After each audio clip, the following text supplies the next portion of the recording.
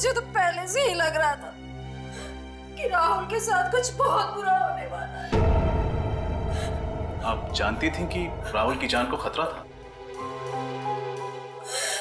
ये मैं नहीं जानती थी, पर मुझे इतना पता था कि जरूर कुछ ना कुछ गड़बड़ है।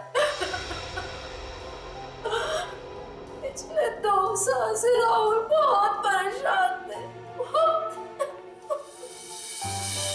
इतने लंबे समय से किस बात को लेकर परेशान था राहुल?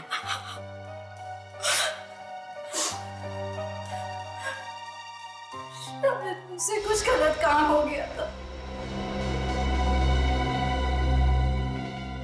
जिसकी वजह से उनकी आत्मा उनकी जमीन पे एक बोझ सा छाया हुआ था। गलत काम?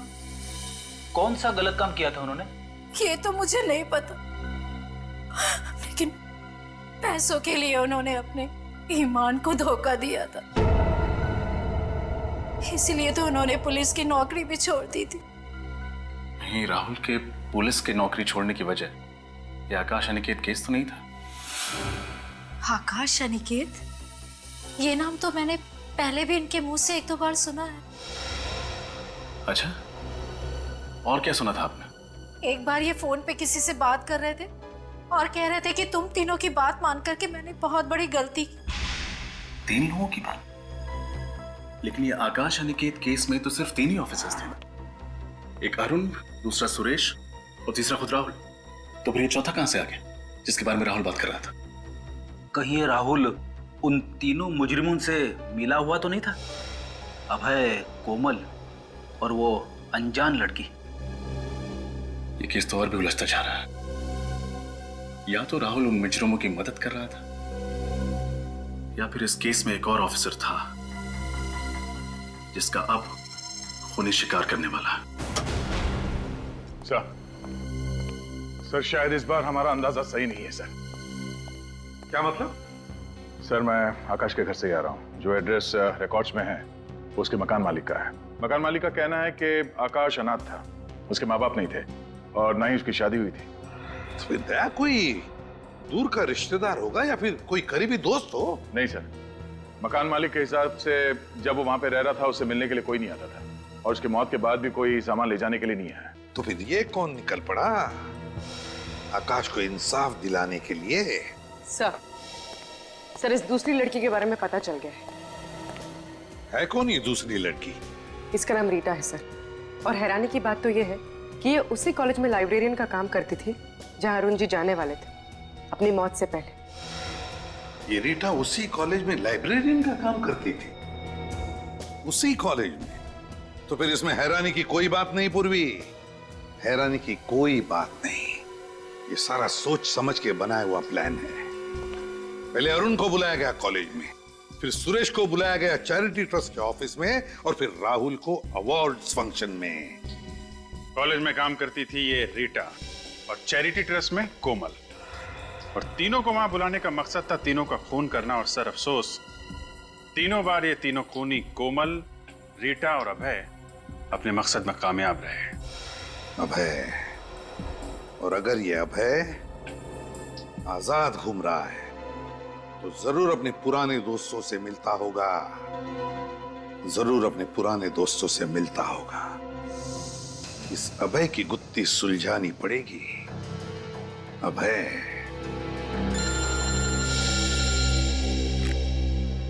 हाँ साळुंखे,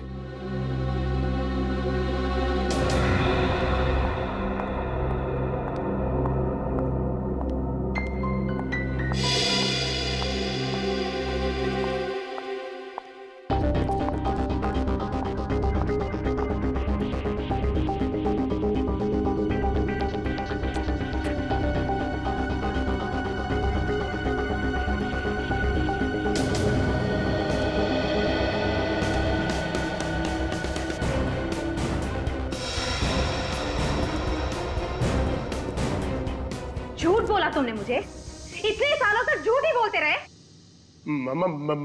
मैं क्यों झूठ बोलूंगा?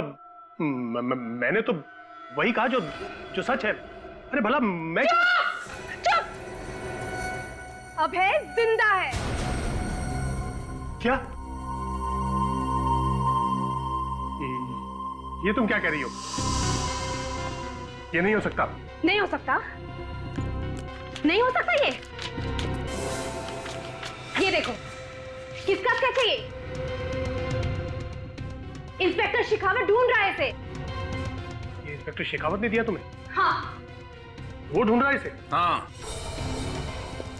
मैं ढूंढ रहा हूं। शेखावत? पूर्व 29 जुलाई 2008 को तुमने अभय के खिलाफ गवाही दी थी। स्टेटमेंट लिखवाया था मेरे ही पुलिस स्टेशन में। और आज तुम इससे पूछ रही हो कि अभय जिंदा या नहीं? क्यों? इससे क्यों? धोखेबाजी की सजा मालूम है ना? मैं जिंदा रहना चाहता था, अभय मुझे जान से मार देता। इसका मतलब तुम जानते थे कि अभय जिंदा है?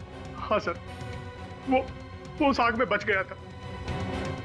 उसके बाद वो सीधा मेरे पास आया और उसने मुझसे कहा कि तेरी वजह से मुझे सजा हुई है, अब तू ही मुझे बचाएगा, वरना मैं तुझे जिंदा नहीं छोड़ूंगा। मैं क्या करता सर? 4 साल तक तुमने एक मुजरिम को पनाह दी, उसकी मदद की, उसके साथ साथ तुम भी गुनहगार हो।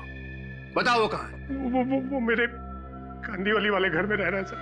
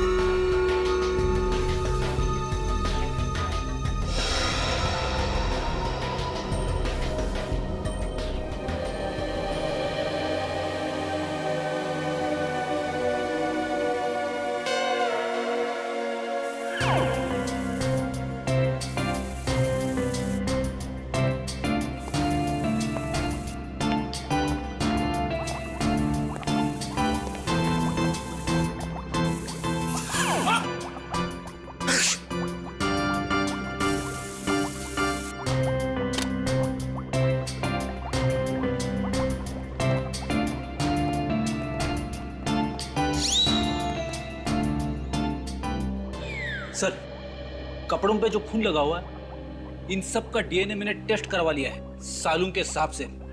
ये खून उन्हीं लाशों का है। ओहो फ्रेडी सर, थैंक गॉड आप यहाँ लैब में मौजूद थे, वरना सालूखे और तारिका तो बेचारे कुछ कर ही नहीं पाते। वो तो आपने करवा लिया। अरे सर, हमारा ये होनहार सिपाही ये कपड़े खुद ही लेकर आया है, इसका क्रेडिट तो इसे मिलना चाहिए ना। हाँ, उसका क्रेडिट तो देना पड़ेगा। अच्छा सर, ये बता क्या मिला है तुझे, या वरना खाली हाथ जाना पड़ेगा। मतलब ये सर कि अगर कुछ मिला है तो जल्दी बता। सर इन कचरे की थैलियों पे से और इन कपड़ों पे से हमें स्नोडेन शिशाइन नाम का केमिकल मिला। स्नोडेन शिशाइन? ये कैसा केमिकल है? इस केमिकल का इस्तेमाल अस्पतालों में किया जाता है, दवाइयों के लिए या फिर हॉस्पिटल के एपरेटस को स्टरलाइज करने के लिए। ओह, तो कहीं ऐसा तो नहीं कि ये दोनों लड़कियां कोमल और रीटा नर्स का काम करती है किसी हॉस्पिटल में? पूरा पता लगाओ इन दोनों लड़कियों के बारे में।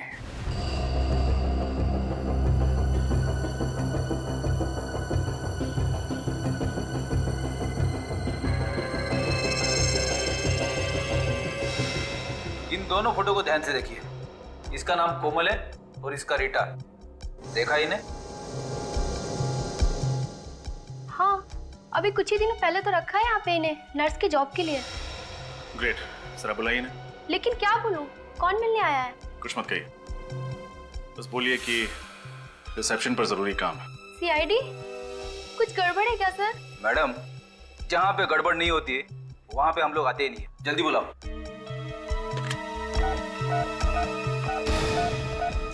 अलका, कोमल और रीटा को फौरन बुलाओ, इट्स अर्जेंट।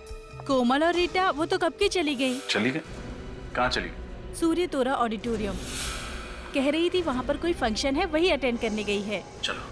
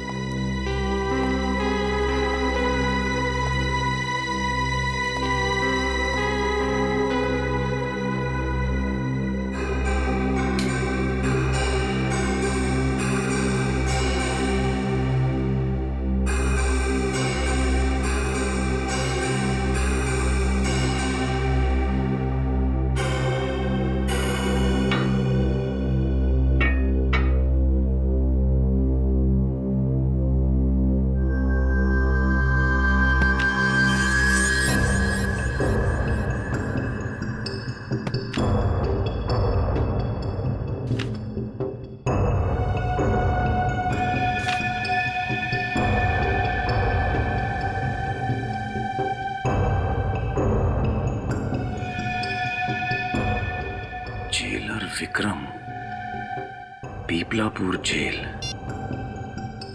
हेलो, मैं जेलर विक्रम से बात कर सकता हूँ? जी वो कहीं बाहर गए हुए हैं। कहाँ गए? किसी फंक्शन में गए। हाँ, अच्छा ठीक है, थैंक यू। जी कुछ खास बात थी क्या? नहीं, कोई खास बात नहीं थी, थैंक यू थैंक यू।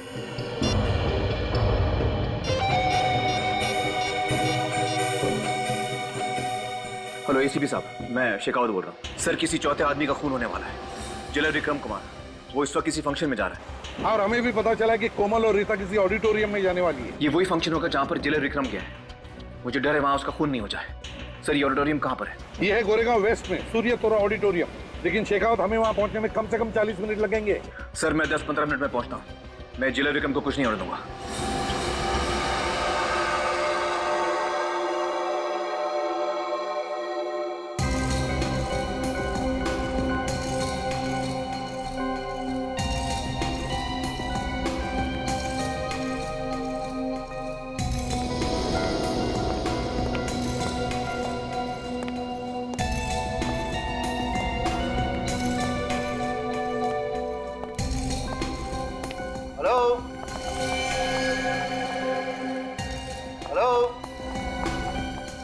नमस्ते सर। नमस्ते। हम आपका इंतजार कर रहे थे। ओह, थैंक यू वेरी मच। पर यहाँ पर कोई दिखाई नहीं दे रहा। सारे लोग ऑडिटोरियम में बैठे। ओह, आई एम सॉरी। मुझे लगता है मैं काफी लेट हो गया। जी सर, एक्चुअली आप काफी लेट हो गए। चलिए ना, जल्दी चलते हैं। या प्लीज चलिए।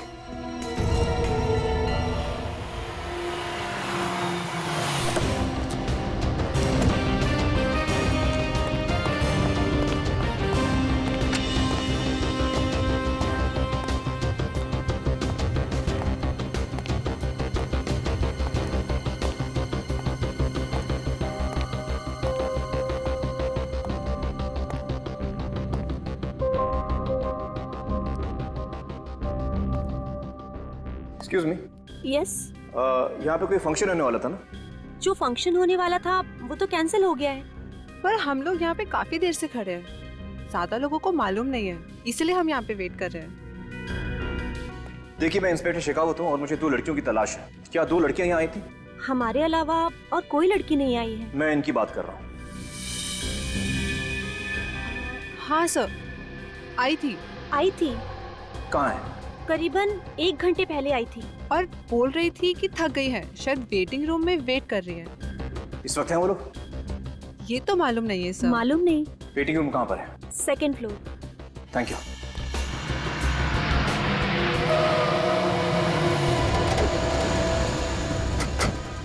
शेखावत की गाड़ी है? चलो। अच्छा हुआ शेखावत यहाँ पहुंच गया। वो जेलर भी कहीं दिख नहीं रहा है सर।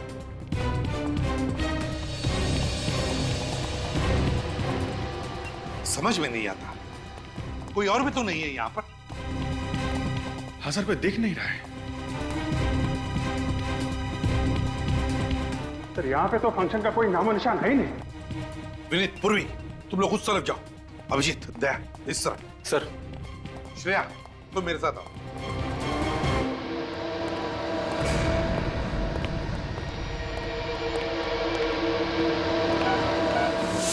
अभय?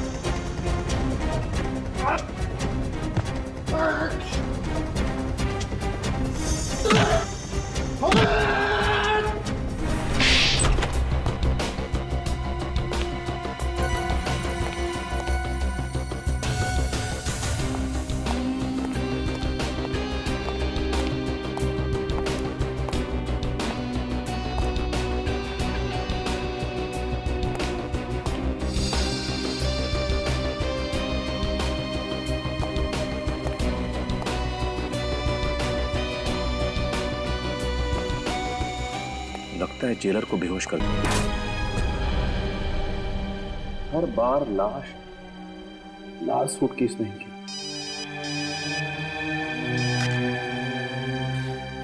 किसी भी प्रद्युमन, एक और खून होने वाला है। मगर माय गॉड, देर हो चुकी है, अब बचाया नहीं जा सकता। एक और लाश मिली है सूटकेस में, लाल रंग की।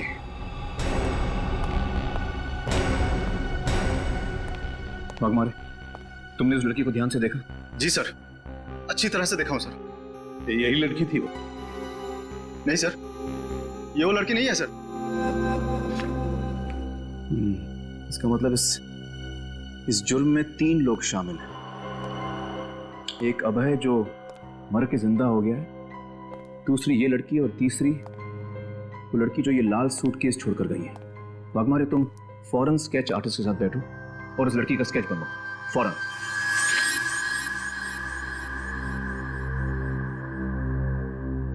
सर, यही है वो लड़की जिसने पुलिस स्टेशन के बाहर वो लाल सूटकेस छोड़ा था। ये है वो? है तो दुबली पतली सी, इसने कैसे मारा होगा? कमाल है सर, ये दोनों लड़कियां एक प्रोफेशनल खूनी की तरह लोगों को काट के मार रही हैं और हमारे रिकॉर्ड में है ही नहीं।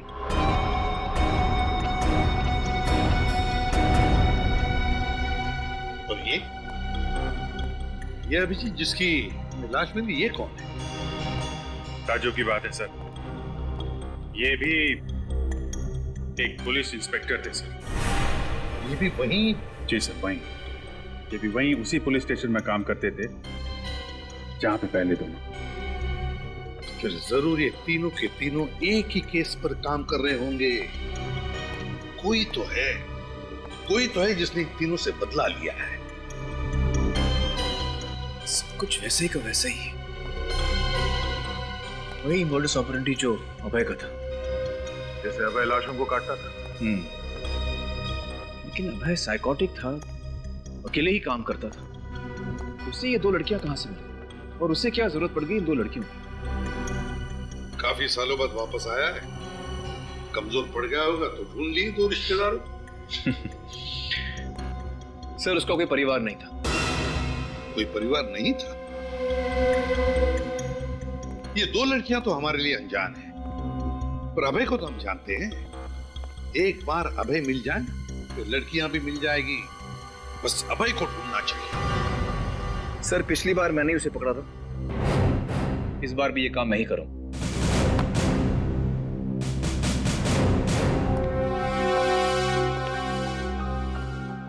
लगता है शेखावत साहब को मालूम है कि अभय कहां छुपा है। इनका पीछा करें क्या सर? नहीं अभिजीत,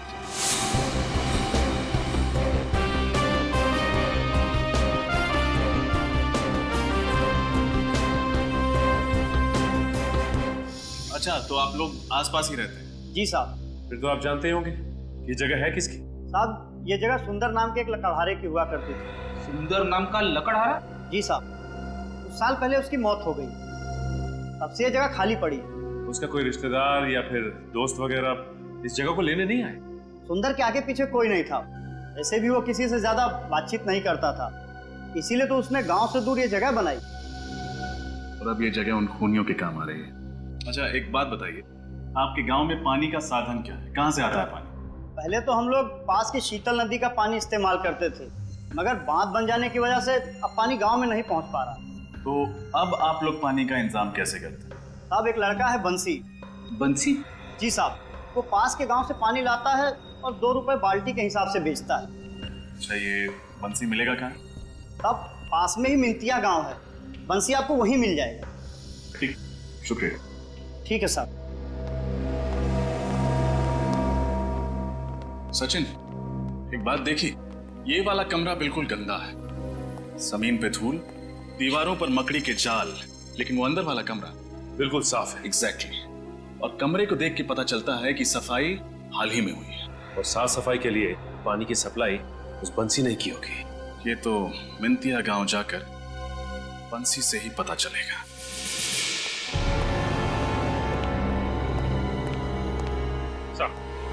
वो कड़ी मिल गई है जो सुरेश, राहुल और अरुण को एक साथ जोड़ती है।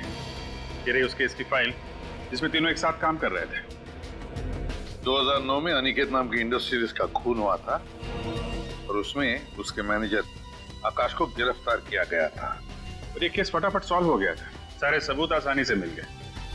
मगर लोगों का कहना है कि ये सारे सबूत प्लान किए गए थे ताकि आकाश को गिरफ्तार किया जा सके। क्या आकाश ने जेल में आत्महत्या कर दी? हाँ सर, शायद जेल जाने का अपमान सह नहीं पाया हो। तो हो सकता है ये आकाश निर्दोष था और उसकी मौत का बदला लेने के लिए उसका कोई दोस्त या रिश्तेदार इन पुलिस वालों को मार रहा हो। इस आकाश के परिवार वालों का पता लगाना पड़ेगा।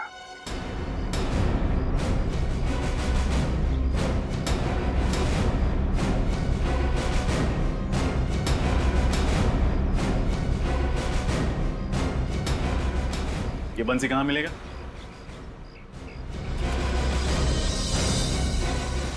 भाई साहब, ये बंसी मिलेगा कहाँ?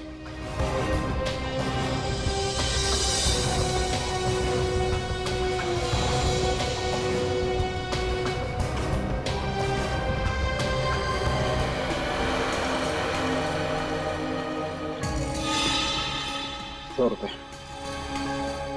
तो तुम हो बंसिया? हाँ, पर आपको मेरा नाम कैसे मालूम? यहाँ सबको पानी देते हो, जाहिर सी बात है हर कोई तुम्हारा नाम जानता है। कौन है आप लोग? CID। CID?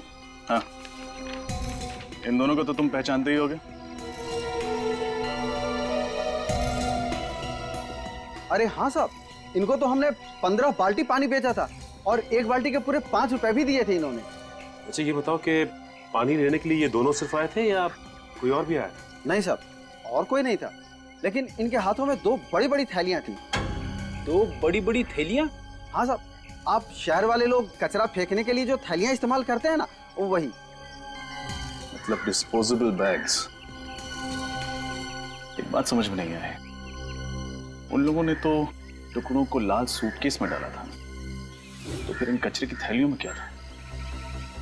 अच्छा, गांव का कचरा कहाँ फेंका जाता है?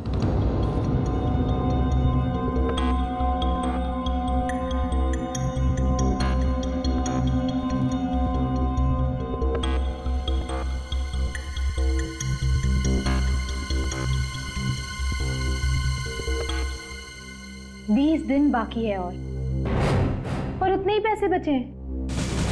और ये मकान मालिक कभी भी आ जाएगा पैसे मांगने। लो, आ गया, शांति से जीने नहीं देगा ये।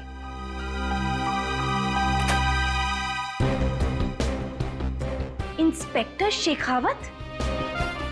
फिर अंदर आ सकता हूँ?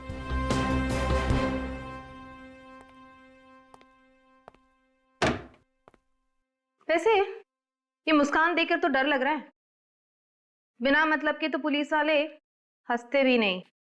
अभय कहाँ है? अभय तो मर चुका है, फिर ये सवाल करने का क्या मतलब? मैंने पूछा अभय कहाँ है? 3 साल पहले भी यही सवाल 1 महीने तक पूछा था और तुमने यही जवाब दिया था कि मालूम नहीं। अब मरे हुए आदमी का कोई पता होता है क्या? लीना, अगर 4 साल तक अभय अपनी गर्लफ्रेंड से मिलने नहीं आया तो उसका मतलब सिर्फ ये नहीं कि वो मर गया, हो सकता है वो कहीं छुप रहा हो। अगर वो जिंदा होता तो मुझसे मिलने जरूर आता। मुझे इस तरह भूखा नहीं मरने देता। वो मुझे प्यार करता था। मुझे भी ऐसे ही लगता था। वैसे उसकी शक्ल तो याद है ना तुम्हें? अबे, बॉम्बे पुणे हाईवे पे एक ढाबे पे देखा गया। देखने वाले ने ये स्केच बनाया। अभय जिंदा है, वापस आ गया।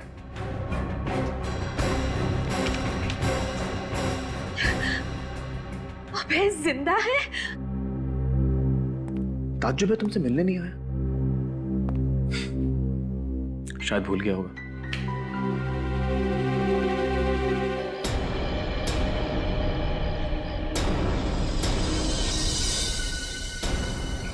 आइए साहब।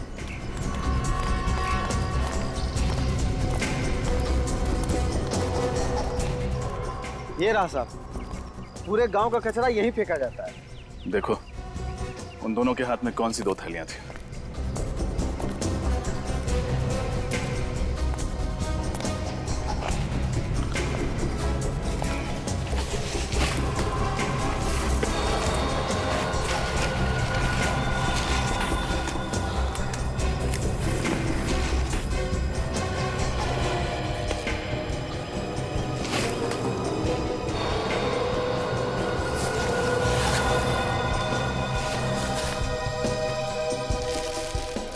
सर, लगता है ये है वो पॉलिथिन्स।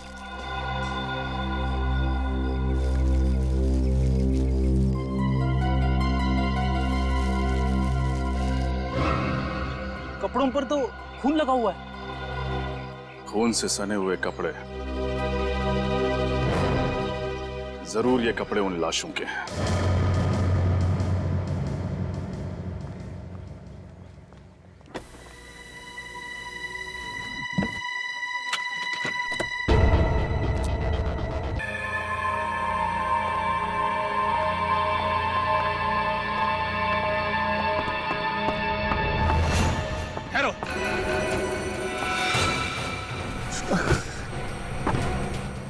हथियार फेंक दो। इस जेलर के 5 टुकड़े करने हैं। अब किसी के टुकड़े नहीं होंगे। जो भी बीच में आएगा उसके भी टुकड़े होंगे। होश में आओ। जेलर के टुकड़े करने हैं। तेरे भी टुकड़े होंगे।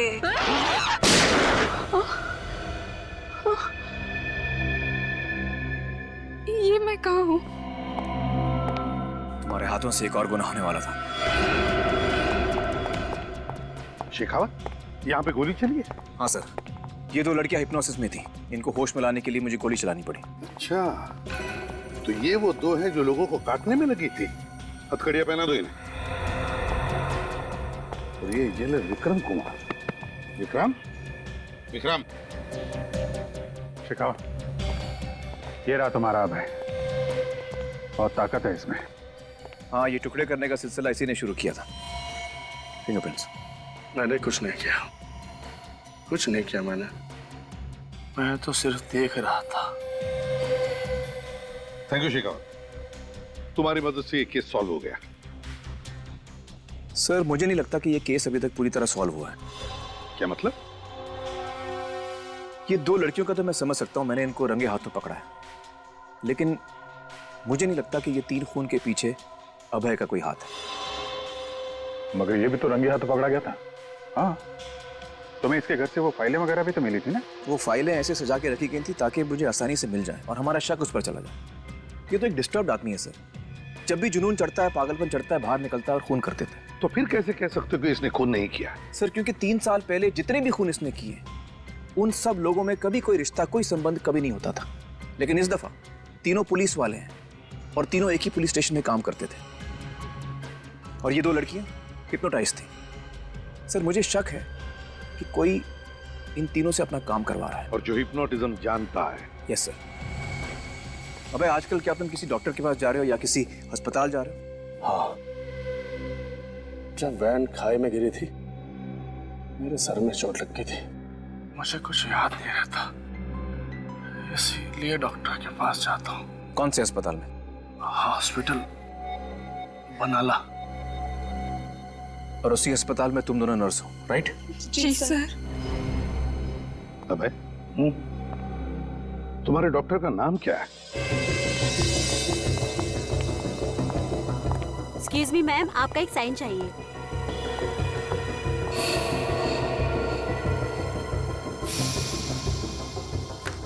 Thank you ma'am.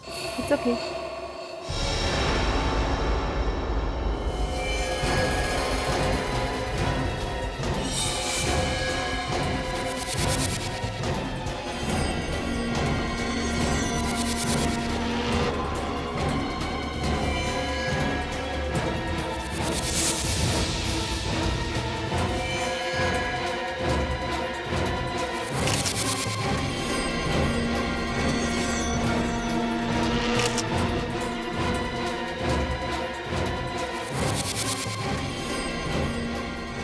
जेलर यहाँ क्या कर रहा है? अब तक तो इसे ऊपर पहुंच जाना चाहिए था। लगता है कोमल और रीटा ने पूरा खेल बिगाड़ दिया है। अब मुझे ही कुछ करना पड़ेगा। अरे क्या हुआ आपको? मेरा सर फटा जा रहा है और चक्कर भी आ रहे हैं डॉक्टर, और उल्टी जैसा भी महसूस हो रहा है डॉक्टर, प्लीज। डोंट वरी, मैं हूं ना, मैं सब ठीक। बी अ गुड बॉय, यहाँ चुपचाप लेट जाओ। वेरी गुड, एक अच्छे बच्चे की तरह चुपचाप लेट जाओ। एक इंजेक्शन से कितना शरीफ बच्चा बन गया है। शराफत का इनाम मिलेगा तुझे। इनाम? क्या इनाम मिलेगा? जरूर इनाम मिलेगा। Now be a good boy और गिनती गिनो, उल्टी गिनती गिनो। 100, 99, 98, 97, 97। काटूंगी इसे, अब मैं मार दूंगी इसे।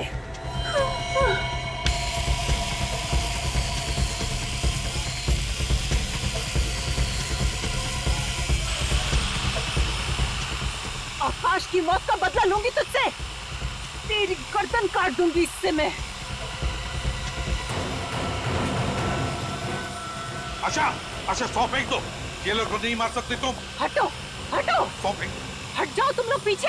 नहीं डॉक्टर आशा, एक एक को काट डालूंगी मशीन मैं। दीजिए हमें। इसे मरना ही पड़ेगा। नहीं, ये मर के रहेगा। आशा भी हटो हटो पीछे, तुम सब हट जाओ, पीछे हटो, वरना तुम सबको काट डालूंगी मैं। इसकी गर्दन में काट के रहूंगी। हट जाओ हट जाओ। नहीं देखिए, इसे तो मरना ही होगा। मैं मरते दम तक नहीं भूल सकती कि इन तीनों ने मासूम से आदमी को झूठे केस में फंसा दिया।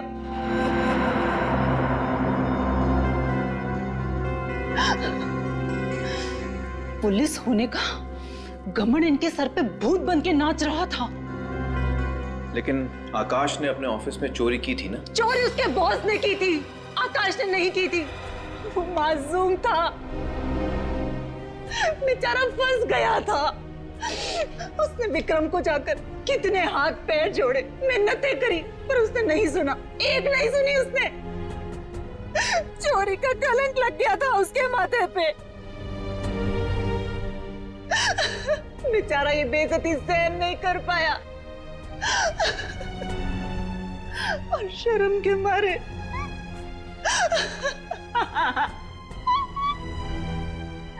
उसने अपने आप को फांसी लगा ली।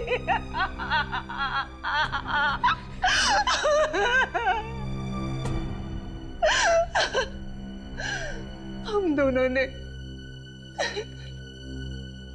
शादी के सपने देखे थे,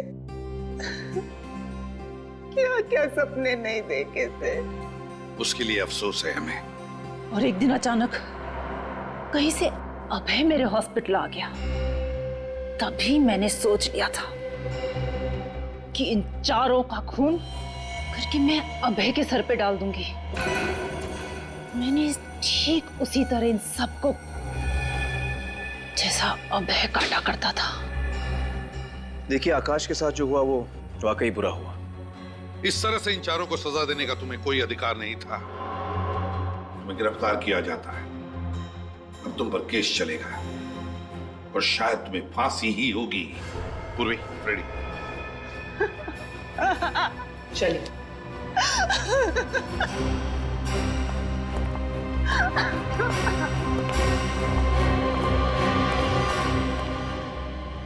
केस बहुत जल्दी सुलझ गया शेखावत। इस बार वाकई थैंक यू वेरी मच। आप फिर याद कीजिएगा सर। Good luck. फिर मिलेंगे। Sure. Daya, thank you so much. कुछ कर यार।